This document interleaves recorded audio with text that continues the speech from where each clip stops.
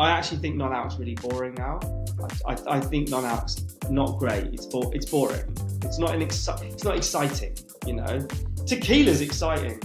Like what they're doing and the people that are involved and the rocks involved, like it's wicked, right? The drinks that they're making, the parties that they're throwing, it's awesome. But non-alc just wasn't like that. It's very low energy. It's almost too serious, and everyone's fighting for the same piece of the pie, right? But then the Pathfinder came knocking, and I was like, okay, let me have a look at this brand. Before we get started, just a really quick question. Have you checked out the awesome free stuff available at lownodrinkermagazine.com/free gifts? Well, you should. Hi, Low No Nation, and welcome to this week's conversation on the Low No Drinker podcast, bringing you closer to the people, places, and brands who are leading the low, no, and light alcohol revolution. Today, I'm speaking to Rish Ravalia, the UK country manager for one of the most unique brands in the space, the Pathfinder. This is a drink that has been going gangbusters over in the States, and now they're here to do the same here in the UK. There is very little, if anything, that I have seen or tasted in the low-no space like the Pathfinder. So I'm really intrigued to find out more about them, and also their attitude and their approach to the way they see the low, no, and light market. Rish has a lot of background for us to draw on. So I'm very excited to have you here today. Thank you for joining me, Rish. How are you doing? Thanks, Denise. What an intro. How good. Thank you. You're welcome.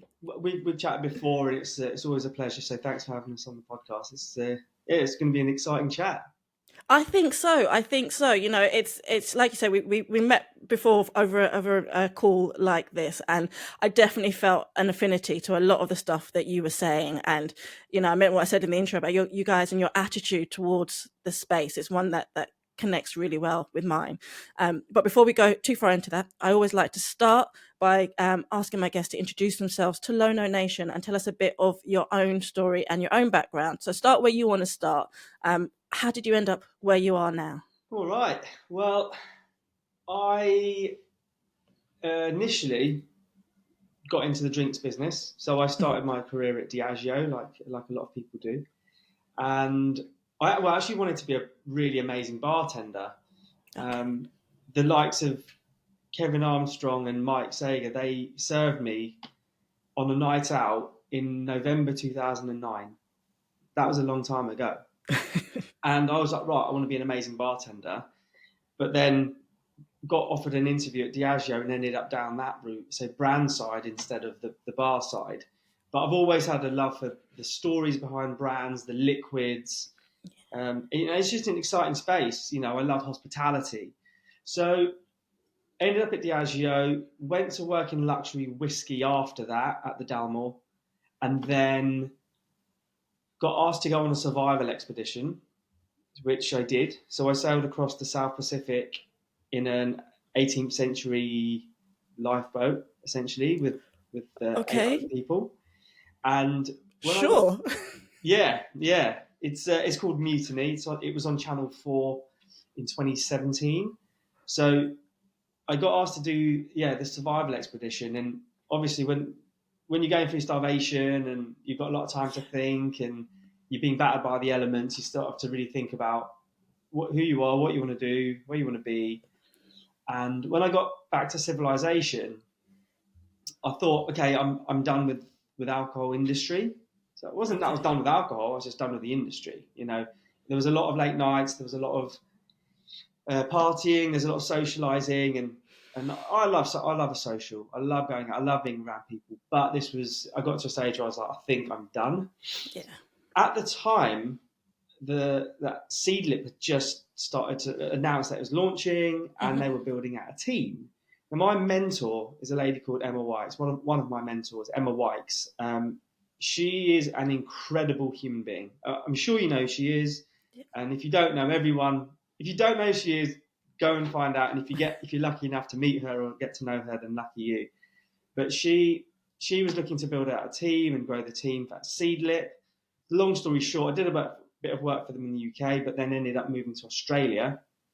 And I ended up running kind of sales for Seedlip in Australia and then across Asia Pacific. and we had a great team, a really versatile team, and we just had the best time, So taking Seedit from zero to what it was in Asia and Australia was just such an incredible journey. Then went to work for another couple of non-alc brands. So I had the opportunity to go back into booze, but I decided I wanted to stay in non-alc. And then when we decided that we wanted to move back to the UK, I was actually ready to leave the non-alc industry. I think I had such a great experience at Seedlit that everything that after that just didn't really scratch the itch. There's a lot of brands out there that they're trying. Some brands are out there just to jump on the bandwagon. They're like, okay. There's actually a non-alc gin in Australia called Bandwagon Gin. Zero. Is there? Because they were like, right, we're just jumping on the bandwagon here. And there's a lot of opportunists out there. And I was, so I was like, I actually had the opportunity to work for one brand for a short amount of time, and they were incredible. They're called Seadrift, right? Incredible founders, wonderful people, brilliant people. It's just really challenging in a really crowded space to cut through and get that global reach and, get distribution. But they were brilliant. So it's just, I was ready to kind of, right, I'm leaving the non-alc space. I'm ready to get out. I've done my time. But then when I got to the UK, the Pathfinder wanted to launch. And initially I said no. I was like, I actually think non-alc's really boring now. I think non-alc's not great. It's boring. It's not exciting, Tequila's exciting. Like what they're doing and the people that are involved and the rocks involved, like it's wicked, right? The drinks that they're making, the parties that they're throwing, it's awesome. But non-alc just wasn't like that. It's very low energy. It's almost too serious, and everyone's fighting for the same piece of the pie, right? But then the Pathfinder came knocking, and I was like, okay, let me have a look at this brand, and got to meet the three founders. Well, yeah, there's three founders involved, and I was like, wow, they've got some real good experience. Mm-hmm. They are really good people. They know what they're talking about. So that was like, that's a big draw. I think in this non-alc space, there's a lot of founders with little experience and high expectations. And that can sometimes lead to, because they've never worked in the industry, they don't understand how the industry works. And there's a lot of different people from different backgrounds in this space now, which is great because it's diverse, but it's also not great because they don't understand how the industry works. But the founders of the Pathfinder, they totally got it. They know what they're doing. And everything that they're doing with this brand was intentional. So they weren't just flying off the seat of their pants and, fingers crossed, hopefully this works. They were very intentional. So that was the first thing. The brand itself, I was like, wow, look at this brand. Like, there's nothing like this in the space. There's nothing like this. It's really interesting. It's cool and exciting. And then the last one, I was like, oh, the taste. Like, it's got to taste good. Ultimately, it's got to taste good. And I think the problem that non-alc has had for the last, since the whole category began in 2015-16, is that it doesn't taste that good. A lot of non-alc brands don't taste great. The fact that they're on the bar, the fact that they're available is really powerful.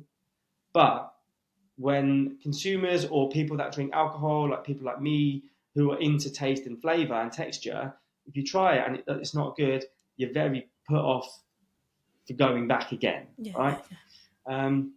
There's a lot of different strategic plays here. Price plays a role. I think the category isn't well defined, and so there's basically like soft drinks and syrups claiming to be non-alc, and what does that mean for the category? So it's convoluted. But when I spoke to the Pathfinder, it was very intentional. They knew who they were as a brand. The liquid was unbelievable. It's extremely versatile in alcoholic and non-alcoholic drinks. So yeah, I snapped up the chance And we have just properly and officially launched in the UK now, which is why we're having this conversation as well. And here we go. This is the start of an incredible journey, building on what we've done in the US. Amazing. I think one of the reasons I was excited to get you on, Rish, is because I know that you are a man of strong conviction, and you've already made that clear in your opening statement, and I love it. So I'm going to keep going with that. You made a really bold statement there that non-alc is boring. So what makes the Pathfinder not boring? Well, when I say non-alc's boring, I mean that I think it's sometimes a little bit too serious, and I think the angle of non-alc isn't necessarily the angle that the majority of non-alc drinkers possibly want to hear. Okay. I think it's something that non-alc brands have got hold of and they're driving it, right? One of those angles is that non-alc is wellness, health, well-being, calorie counting, penny counting. I don't think that's true. I think that's wrong. Being non-alc being a statement for sobriety, I think that's not necessarily accurate or true either. A lot, the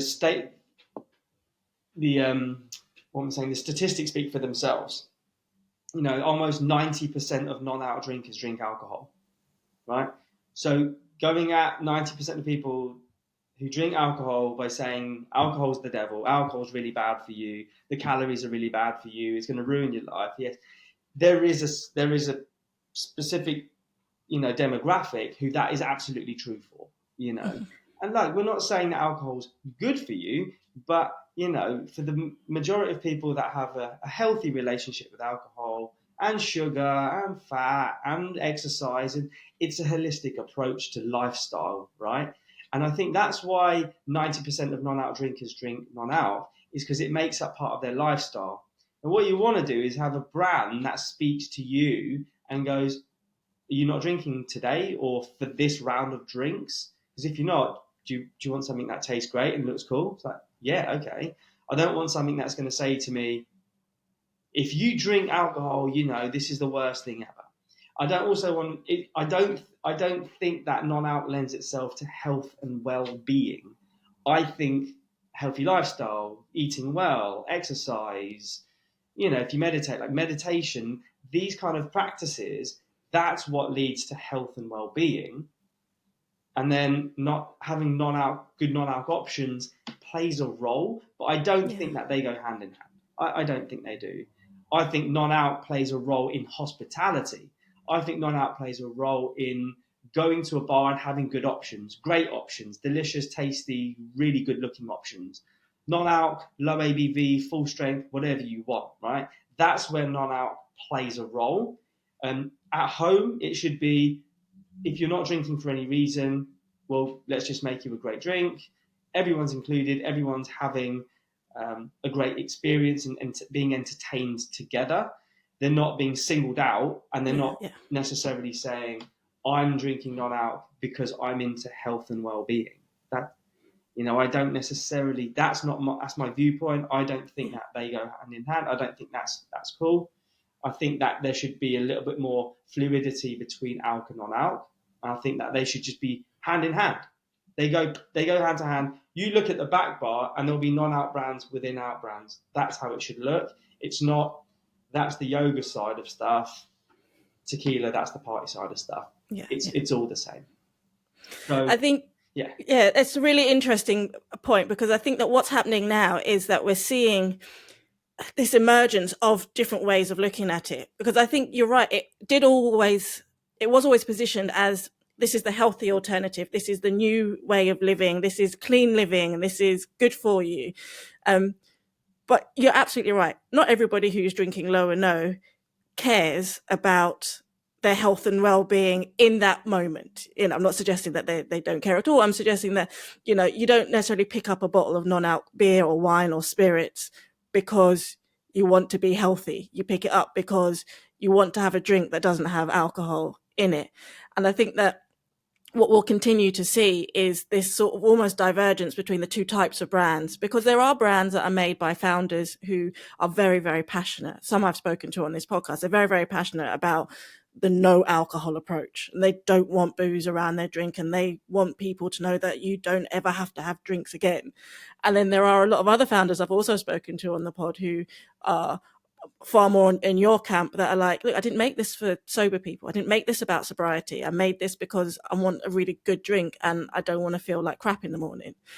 And that's the sort of, I'm really intrigued to see how this is going to play out, because as you said, you know, there are a lot of people in the space who don't necessarily know what they're doing, because not many people in low and no have come from a background where they go, right, okay, this is what I did with this drink and it worked, so now I know what to do. A lot of people are going, right, I'm going to solve a problem here, and I'm going to make myself a drink, and I'm going to sell it, and I'm going to see what happens. Yeah. And I commend that. You know, that's amazing. It's what I did with the magazine. I was like, right, I've seen a problem, I'm going to fix it. Do I know what I'm doing? Not really. So there is an element of winging it. But it's interesting. Going to be interesting to see how those play out together, I think. I mean, you've seen a lot, obviously, from being with Diageo and the amount of brands that they would have had and what they did. Do you think maybe that because of your experience, your expectations are slightly different? Yeah, I was going to say that, you know, I think if you come from the industry, then you've got realistic expectations. Yeah. One thing that, make no mistake here, non-alc is huge. Diageo just bought Ritual in the US. They bought their second non-alc brand, right? So they've got Seedlip and they bought Ritual. So they definitely see the growth of the category. And everyone that I speak to, we're definitely seeing the growth of the category. But I think that's really a key point, the growth of the category. Non-alc isn't huge, gigantic. It's not. I think we talk about non-alc more than it's being drunk, right? Interesting. I think that it's more of a buzzword in hospitality than it's actually being drunk. I had a meeting with a bar last week, one of the best bars in the country, and I asked him how much of his total drink sales is non-alcoholic. 0.6%. Okay? So we're talking about it a lot, but 0.6% of his annual drink sales is non-alc. So why are we talking about it? And the reason that we're talking about it is because of the growth. Because he appreciated that there were more people that were interested in it. His bartenders were interested in it. But if there's not good options and good brands for him to work with, he's not going to put it on the menu. He's far too credible a bar. So that's one side. The other side of it is there's a lot of brands out there that are literally going to bartenders and saying, here's a check, fill your menu up with our non-alc brand, and we'll just pay you to put it on there. Is it paying back? Is the volume there? I don't think so. Not for every bar. There are for certain groups and venues, but for every bar, going in with a check and saying, put my brand there, you know, it's commercially viable. It's not. So we're talking, as I said, I think we're talking about non-alc more than it's being drunk. And I've just gone off a tangent there, and it's a good tangent, and this is a good time to be, because you say that bar, for example, they say that 0.6% of their sales are non-alc, but the question that, because I had a similar conversation with somebody else recently, and the question is, it's a very chicken and egg thing, right? Because what comes first, or what percentage of his offering is non-alc, and how much effort does he put into communicating to people that is non-alc? Is it 0.6% because nobody wants it, or because nobody knows that they can buy it? And I think you make a really good point. You know, we're so those of us in this space, and I guess the same with anybody in any industry, you know, it becomes your world, really. You know, it's what you see, and so you think everyone else is talking about it, and you go out there and you realize that nobody else gives a crap. But, you know, I can't help but think of all the articles that are coming out in the Times and the Guardian and Standard and everyone. There are a lot of people talking about this now. Even within the last 6 months, I've seen such a growth. So what comes first? Do we need more venues to put in more drinks and to have more faith in brands like yours and others? Or do we wait until there's more demand and then we service that demand? I don't know which one's Yeah. first. As I said, I think that if you put options on a menu, the options that are available right now, if you're going with a check and saying put this brand on your menu, people try it and go, this isn't very good. Yeah, of right? course. Yeah. So if the options that you have aren't great, the category won't grow. But the bars are struggling to say no to a blank check sometimes when times are tough. There's a cost of living crisis. So if someone's going into your bar saying, look, use my brand, I'll pay you to do it, you're going to do it. But they're going, as a bar brand, you're thinking, well, that's a really good, cool brand and it tastes great. And it's not a soft drink being wrapped up as a wine or whatever, or a spirit being, or a concentrate being wrapped up as a spirit. They're going, that's really cool. But you've got to take the money. You're going to take the money. And some of these brands are saying, we want exclusivity. And I'm coming up against it a lot right now. Exclusivity. Does that give the consumer a diverse range and options of drinks? No. So, to your point, the chicken and egg, right now, you're basically going, if you're trying non-alc out in bars and restaurants and it's not very good, you just won't go back. Now, if you see something like the Pathfinder on shelves of, £35, you're probably going, well, that looks expensive, right? I would never buy a bottle of wine for £3, right? I just wouldn't, because with cost comes quality. Not all the time, but, sometimes. And, the way that we've been programmed is if it costs more, then you think it's going to be better, right? But what happens is you go into the supermarket and you go, okay, that's £4 a bottle or £3 a bottle. You try it, doesn't taste great. Or you go into a bar, it's a big chain. There's only one brand on there. You try a couple of them. It doesn't taste great. You're never going back into the category. You're never going back into non-alc, right? So it's we're at a stage now where we've got a lot of brands in the space. The space isn't that big, as I've just said. I think out of total global alcohol sales, non-alc makes up something like 1.2%. Which is, I think, it's pretty good. Because global alcohol sales is a big number. So 1% of a big number is pretty good. But relatively speaking, it's still just 1%, right? Now, if there were good products, good brands, and a level playing field for these good brands to work with bars, restaurants, supermarkets, etc., then that 1% could easily go up, because when people are picking up a bottle of gin, they'll also pick up a bottle of non-alc. And they won't necessarily look at the price, because they're going, I know that this tastes good, because when I go into the supermarket, this supermarket only has good quality products, But right now, what we're doing is we're just going far and wide, put everything on the shelf, a bit of try it, do you like it, what's working, what's not, and then the bars, the restaurants, the supermarkets, and everyone in between, they'll start to filter it out. And as I said, there's some great brands coming out at the moment, and they're kind of higher price point, bit more premium, and the liquid in the brand backs up the price point. And I think that little loop there is what the Pathfinder is doing as well. We're not going to play the price wars. We're not going to just sell the Pathfinder for £3 a bottle. For people to buy it and try it. It's not what we're doing. We're building a brand. And there's, as I said, I think there's some really cool brands and brand owners out there that are doing the same thing.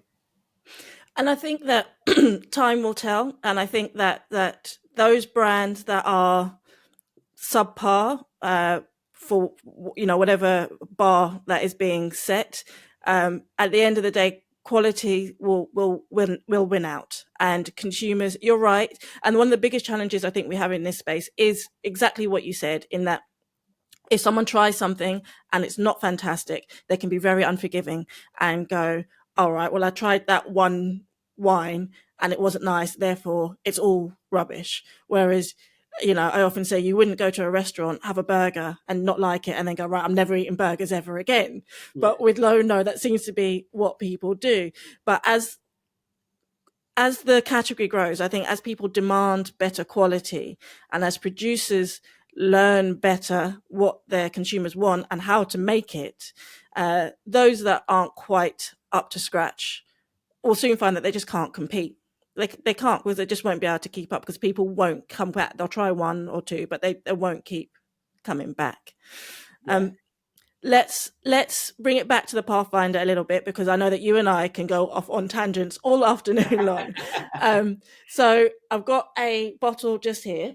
So for those who are watching on YouTube, you can see this bottle, and this is just indicative of the brand itself, what they stand for, the character, the personality. And I want to know more about this. So let's start with the liquid itself, because it is unique and it is different in this space. So first of all, how does it taste, and why does it taste like that? Okay, so the idea behind the Pathfinder, the liquid, was to be bold, to be complex, to be interesting, to be exciting. Yeah. It's not mimicking, it's not mocking, it's not a fake version of anything. The Pathfinder is the Pathfinder, right? And I think that's really important. So if you want me to try and explain the taste, it's we call it a bitter elixir, right? A magical, mystical, bitter elixir that will awaken your third eye, and it will solve all your problems. It is the solution. It's the solution, but it's got like a sweeter start, like front. So the start is a little bit sweeter, almost cola-esque. The mid palate, you've got like Douglas fir, so it's quite piney. You've got notes of ginger, sage, and then the finish is long and it's bitter, right? Not too bitter, but long enough to leave a bitter taste in your mouth, which means that you're not going back to it again and again like you are with soft drinks. So the idea behind the liquid actually came from cannabis. So one of our founders, Chris, he's out in Seattle and owns a cannabis business. And when we think about the future of drinks, what does the future of the back bar look like? There's probably going to be drinks on the back bar with no alcohol, but they'll be somewhat functional or creative with other grains, right? So right now, if you look at vodka, whiskey, you've got barley, rye, corn, all these kind of grains, but no one's ever used hemp seed. Hemp seed itself is a grain. So the idea was to, maybe have a CBD or a THC version, a functional drink. But once the liquid was created, it was like, well, actually, there's nothing like this in the non-alc space. There's nothing which is as robust, as powerful, as strong. And one thing that's really important is there's no preservatives. There's no nasty preservatives in there. Mm-hmm. So for those health and well-being people, if they're looking for this on the label, there are no preservatives. It's all natural. And really importantly, this is, we talk about non-alc and why it's the challenges that we face. One of the biggest challenges is shelf life. Yes. Once a bottle's opened, a lot of brands say it's only got 3 months in there. I opened a bottle of something recently that I had, and it just went bang, big pop, and it all started to ferment in the bottle. So the Pathfinder's overcome all of these challenges, which is why I said it's very intentional. The way that this brand is created, the way that the liquid is created, it's intentional. There's a 2-year shelf life on it. It's without any preservatives. That's unheard of. Yeah. So some of the sexier things about the Pathfinder isn't necessarily the branding or the liquid. It's the fact that it works. Yeah. You can have it on your bar, you can have it at home, and it won't go off. It's incredible. So back to your point, the liquid, it's really complex and exciting. It's versatile and it's complex enough to mix with alcohol. So if you wanted to mix it to create a low ABV drink or just to have an alcoholic drink and use the Pathfinder as a modifier, it will stand up. It's got the body and it's got the complexity to do that. Whereas a lot of non-alc, that you would never put it into an alcoholic drink because you just won't taste it. There's no texture, there's no taste to it. It just won't add anything to it. And for those brands, own the non-alc. Do what you're doing is own non-alc and be great in that space. Whereas the Pathfinder can straddle both. And I think it's really going to bridge the gap between alc and non-alc. So everyone at the table can have a Pathfinder drink, and it can be as alcoholic or non-alcoholic as they want. You're absolutely right. That depth and layers of flavor is what people are looking for. And I think as people begin to explore more and want more, that's definitely something that I keep hearing a call for from people. Where is something that has that complexity? Where is something that has that depth? I like that you mentioned that you have a 2-year shelf life. That's really impressive because, a lot of these brands in these spaces, we're talking about a few months, which if someone's going to open a bottle and drink it within a couple of weeks, that's absolutely fine. But as with most things in life, you'll open it, you'll have 4 or 5 different things you'll be trying, and then you'll open one and put it there and, come back to it later. And it is one of the challenges, of course, in the space without alcohol, which is a fantastic preservative. Without having that, you need to find other ways. So I'm impressed that you've managed to do it for 2 years with no artificial preservatives in there. So we do have something for the health and well-being, guys. It's there if you want it. Your tagline is the destroyer of bad vibes. I like that. What does that mean? The Pathfinder as a brand is really provocative. We're sarcastic. It's tongue in cheek. So what we're saying is that we're out there destroying bad vibes, and it's almost taking the, dare I say it, we're almost taking the piss out of non-alc. Okay. Because all other non-alc brands are out there saying like good vibes only, health and well-being. It's very slow. We're using negative language to say something positive, and it's brilliant, really. It's really interesting. It's really funny. It's exciting. It's funny, it's funny. If you have a look at the label, it says that we're, immediate relief for malaise and ennui, which is basically saying, we're a cure for boredom, there's no alcohol brands categorically cannot say statements like that. But because we're non-alc, we can and we are. And we're not saying that, this is going to cure all of your problems. But it's, we're having a laugh and saying, drink this and you'll be less bored.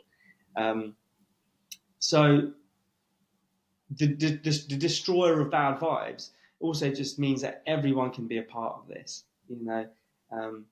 It's just a bit of rock, but basically rock and roll in a very subdued space. So where do you see then? So I've got 2 ways I want to take this. Obviously, in terms of the Pathfinder themselves, and then your views on the industry and where we see it going. So, but let's stick with the Pathfinder for now, and then we'll circle back to what you can see, because you've got such great experience that I just want to be nosy and get your thoughts on. But so the Pathfinder originally launched in the States, so it's a US brand. What made you all decide that now was the time to broach the UK? Because you must have seen something in the way that the UK is going to go right, or was this always just part of the plan that in end of 2024 this is your next stage? Yeah, so the Pathfinder, as I said, Chris's business is based out of Seattle, so that's where we get the hemp seed. So if we just go back to that, like the liquid and all that quickly before we talk about how it's grown in the US. So it's fermented and distilled hemp seed. There's no CBD. There's no THC. It's not a functional spirit, but the brand makes it, makes you feel however you want to feel. Okay. there are things, as I said, I mentioned a couple of the botanicals: ginger, sage, Douglas fir, saffron, wormwood, angelica root, these juniper. These are all botanicals that lend itself to the depth, the texture, the mouthfeel, the complexity. These are all what makes this special elixir what it is. It started off in Seattle, and that state, Washington State, quickly really took to this brand. It's now available in New York, San Francisco, LA, Chicago, Miami, soon to be in Texas, the state of Texas as well. So the US has really taken to the Pathfinder, and I think the main reason is because the branding and the liquid just speak for themselves, very much. It got to a stage where we recognize that the US is just such a beast. It's such a big place. There's a lot going on. There's a lot of noise. And the UK is actually really sophisticated. It's the most sophisticated non-alc market in the world, right? I think that since Seedlip launched here in the UK, consumer got their heads around what non-alc is quite quickly. Non-alcoholic beers have been around for a long time. There's a lot of non-alc beers, and they're brilliant. So that's an easy entry into the non-alc space. Now, then when consumers have been trying the likes of Seedlip and other brilliant non-alc spirits, it's just got to a stage where the consumers tried a lot. They're invested into non-alc, and now they're refining their choices. So this is what we've already talked about pretty much, isn't it? It's just like, it's going big and wide, but I already think that the non-alc consumer in the UK is going, yeah, all of that, not interested. It doesn't look right, doesn't feel right. It's not the right brand for me, not the right liquid, whatever it might be. What's the good stuff? So the Pathfinder, I think it's just really important that we are speaking to the most sophisticated consumers for non-alc in the world. The UK is brilliantly set up to be able to get non-alc products to these consumers, to bars and restaurants. It's not as big as somewhere like Australia or the US. So the plan was always to launch the Pathfinder into the UK and work with and alongside great non-alc brands and great alcoholic brands as well. And, I think you're right. This is a very sophisticated market. I think the UK non-alc drinker is very wise to what's happening. But I think that's because we are very sophisticated alcohol drinkers. We've spent a long time figuring out what we like when it comes to booze. Mm-hmm. And so moving into non-booze, we come, and for the good and for the bad, we bring a lot with us in terms of what we expect from a drink, particularly an adult drink with an adult flavor palette. So I can see that would be both a benefit to a brand, but also a really big challenge, because you've got to break through, right? Haven't you? You've got to break through what preconceived ideas people have to then get them to open up their minds to something that's equally good, but very, very different. Yeah, and as I said, I think the narrative needs to change. We shouldn't be talking about sobriety the whole time. If 90% of your consumers who drink your non-alc brand also drink alcohol, let's just speak the language that they want to be spoken to in. I think it's really straightforward. If that consumer then goes on that non-alc journey and wants to drink more and more non-alc, good for them. But that's let them have the choice. I don't know if we should be ramming it down their throats. And we probably saw this in the food industry a while back, where you had like Cowspiracy came out, and then there was a lot of vegans and vegetarians, and there was a cultural shift towards better options for vegetarians and vegans. And now you go to any restaurant, there's brilliant options.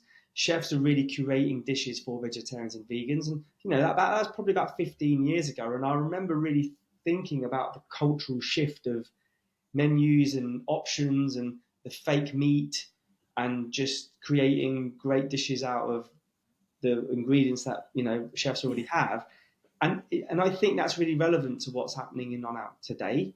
And I think the UK consumer, to your point, yeah, we've been drinking alcohol, a lot of it, for a long time, but now that the culture's shifting, it's about giving them really good options and really good experiences, and getting them to make their own mind up as well. So how are the Pathfinder helping with that part of the journey, though, in terms of, because I like your analogy of like chefs and, 'cause I've been in hospitality for a long time, and I can remember when the whole, vegetarian, vegan thing meant nut roast and a tomato pasta. And you're like, come on, guys, let's do better. And now you're right. Chefs are excited to make amazing non-meat dishes for people. How do we get that same enthusiasm, sort of coming from the bartenders, coming from these bar managers and these venue owners, to go from, yeah, okay, I've got to have a couple of non-alcs. I'll have one beer, one spirit, and one gin, to getting them to go, yeah, this is amazing. I'm going to make some fantastic drinks, because I think that's part of the challenge that we're still facing, right? It's back to that sort of those bars that you're speaking to. What are brands like yours doing to like help get that good vibe going in those bartenders so that we can produce better drinks for people? Yeah, you say good vibe, but I'd say we're destroying the bad ones. But Of course, I get sorry. My apologies. How do we destroy those bad vibes and get those good ones going? You know what? There are bartenders who are pushing back still, and they just say non-alc shit. It's not good. It doesn't taste good. And I tend to agree with them, right? I'd say, yeah, you're right. But there's a two-pronged attack. One, the drinks have to taste good. They have to be cool brands. They actually have to be a brand. I think that's really important for bartenders to feel something towards.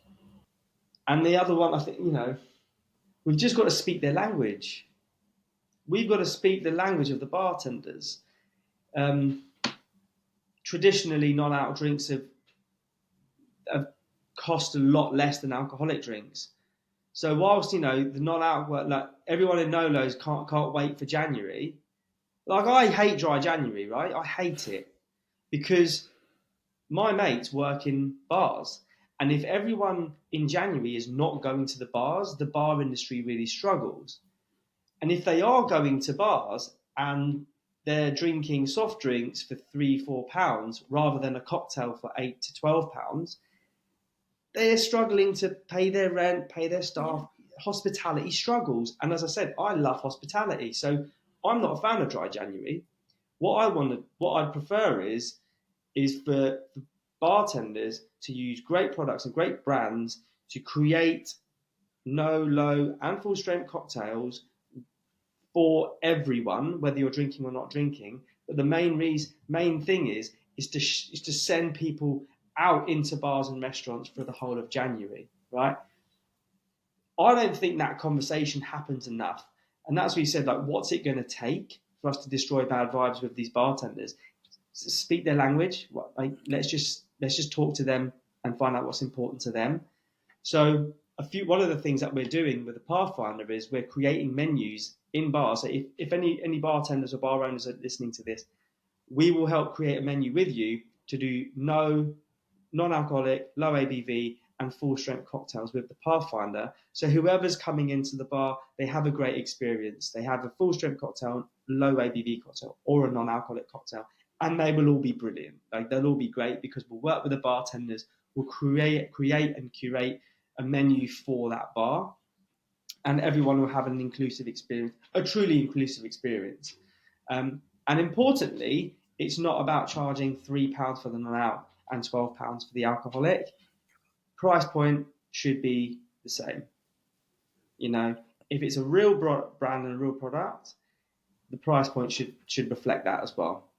Absolutely, and I love that. That's what it should be, because just like when you're out with your vegetarian or vegan friend, not everybody in the group is eating that same way, and you need to have great options for all of them. And the same thing with the person in the group who's not drinking the alcohol.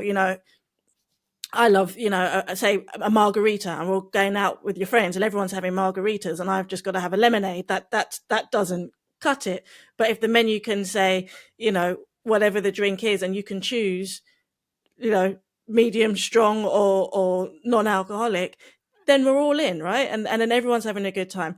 And to your point about sort of people not going out in dry January, sober October, dry July, all these rhyming months. I really want to encourage anyone who's listening to know that if you are doing these months, don't stay at home. Go outside, Yeah. because all you're doing is teaching yourself that if you're not drinking, you can't have any fun. If you're not drinking alcohol, you can't go anywhere. And the opposite is needs to be true, and we need to get into these bars and we need to go and speak to these bartenders and say, what have you got for me? I'm not drinking. What can you give me that's going to be amazing, that's going to let me have a good time? And the more we do that, the more they then go to people like you and your counterparts and say, right, okay, people are asking for this stuff now. I need to come up with something. Help me. Yeah, and bartenders are creative, so Yeah. they should be excited. If it's a brand new product and a brand new category, why wouldn't they be excited about playing around and creating something brand new? It doesn't have to be a fake margarita or a fake version of something. Yeah. Just let's get creative and use our use the signature serves and use these classic cocktails as a base, but definitely elaborate on them and do something a little bit different, because there are some great non-alc brands out there, some great non-alcoholic spirits. I mean, if you look at like All the Bitter and like Season, they're great products, great brands that are now giving us an opportunity to be creative with non-alc spirits. So, bartenders, get out there, just play around, reach out to the brand owners and get your hands on a bottle, play around with it, and you can then give your customers, your consumer, you can give them really good hospitable experiences. Yeah. The drinking experience is one thing, but the overall experience of going in, oh, what have you got? Oh, that's great. What does it taste like? It's so and so. Yeah. A riff on an old fashioned, a riff on a margarita. It's not exactly a margarita, but it's a twist on that with this brand because of this reason. You're going, no, that's awesome. What a great experience, So we just need more. We need more of that. We need open-mindedness. I think I feel sorry for the UK bartender.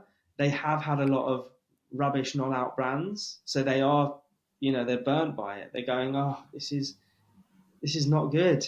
This is not interesting, or like, yeah, it's a bandwagon product. We're just jumping on the bandwagon to, have an option, not because they care about it, but because they just need to have one. But there are other brands out there that are really creating special products and liquids. If there are some bartenders listening who want to engage your services and help them make a menu, if there are consumers listening that want to go and try your amazing liquid, where do we send them, Rish? Where's the best place for people to go and find out more about the Pathfinder and to get their hands on a bottle? So you can go directly to our website, drinkthepathfinder.co.uk. You can get your hands on a bottle there. Reach out to me directly, or if you go onto our website and just email the hello at, someone will get back to you.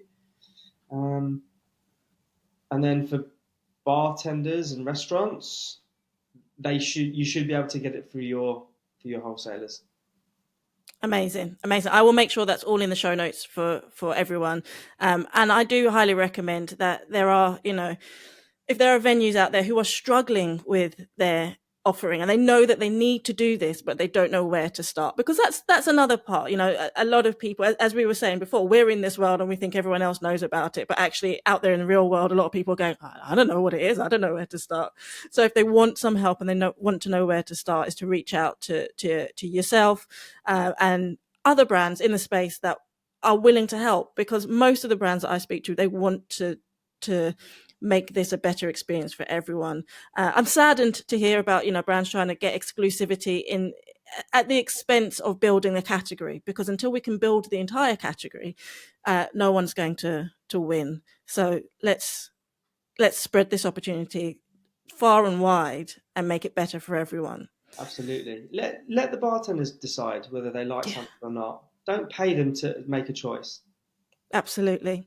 Speaking of which, it's time for my last question, because whilst I could keep you on all day, that would be rude to your time.